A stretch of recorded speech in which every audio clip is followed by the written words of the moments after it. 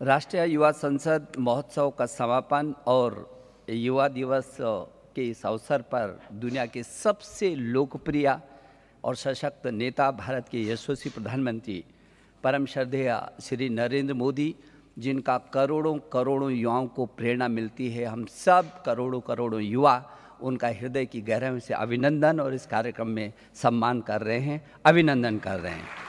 हमारे दुनिया के सबसे बड़े लोकतांत्रिक देश के भारत की माननीय लोकसभा के अध्यक्ष परम श्रद्धेय श्री ओम बिरला जी, भारत सरकार में बहुत ही लोकप्रिय मंत्री, युवा मामलों और खेल मामलों के मंत्री आदरणीय श्री किरण रिजिजू जी, सभी अधिकारी वर्ग और देश के कोने कोने से जुड़े करोड़ों युवा और जो 698 जिलों में 2,34,000 युवाओं ने जो इसमें भाग लिया है, उनमें से जो 84 युवा चुन करके आज इस ऐतिहासिक हॉल में बैठे हैं, मैं आप सबका अभिनंदन करूँ, आपका सबको बधाई देना चाहता हूँ। भारत पूरे विश्व का सबसे बड़ा लोकतांत्रिक देश और हमारे इस लोकतंत्र की ताकत है समावेशी संविधान में जो समाज के अंतिम छोर पर खड़े व्यक्ति के सशक्तिकरण का मार्ग प्रशस्त करता है। हमारा संविधान का सबसे महत्वपूर्ण हिस्सा है प्रस्तावना, और इस प्रस्तावना का पहला शब्द है वी, यानी हम, अर्थात हम भारत के लोग। यह वाक्य भारतीय समाज और नागरिकों के प्रत्येक अंग में समाहित है और हम सबको एक राष्ट्रीय भावना से बांध करके रखता है। संसदीय एवं संवैधानिक प्रक्रिया में सबसे महत्वपूर्ण अंग किसी भी देश के नागरिक होते हैं और उनमें भी सबसे महत्वपूर्ण वर्ग होता है उसका युवा। युवाओं को अपने संवैधानिक अधिकारों की जिम्मेदारियों के प्रति जागरूक होना प्रजातांत्रिक व्यवस्था में एक अहम भूमिका निभाता है। युवाओं का सशक्तिकरण केवल युवाओं का ही नहीं अपितु तो राष्ट्र का भी सशक्तिकरण है, और राष्ट्रीय सशक्तिकरण की इस मुहिम को हमारे देश के यशस्वी प्रधानमंत्री श्री नरेंद्र मोदी जी ने बढ़ाते हुए 2017 में अपील की थी कि युवा संसद के प्रारूप के तहत विभिन्न स्तर पर कार्यक्रम आयोजित किए जाएं, ताकि संसदीय प्रणाली के प्रत्येक प्रति देश के युवा में लगाव पैदा हो, उनमें देश की व्यवस्था के प्रति जिम्मेदारी का भाव पैदा हो और व्यक्ति से समाज और समाज से राष्ट्र के निर्माण के सशक्तिकरण का अभियान तेजी से आगे बढ़ सके।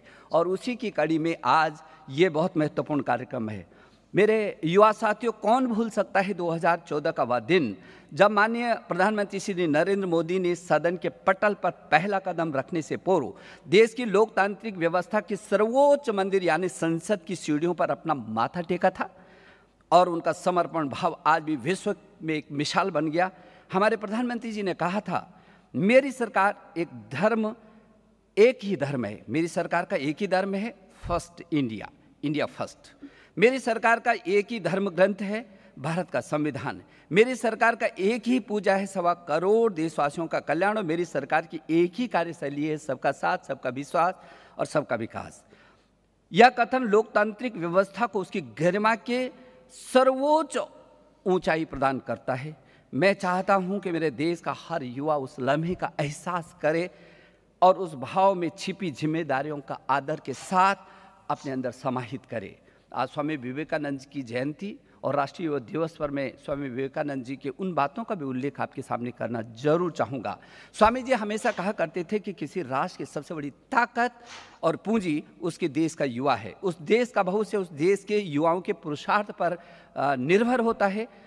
आज देश के 65% आबादी युवा हैं, ऐसे में यह निश्चित है कि देश का भविष्य तो उज्जवल है ही, इसमें कोई किसी को संशय नहीं है। स्वामी विवेकानंद के आदर्शों और मूल्यों को अपने जीवन में ढालते हुए अपना योगदान हम देंगे। वो हमेशा कहते थे कि मेरा पहला भगवान देश का देशवासी है और उनकी सेवा मेरा पहला धर्म है।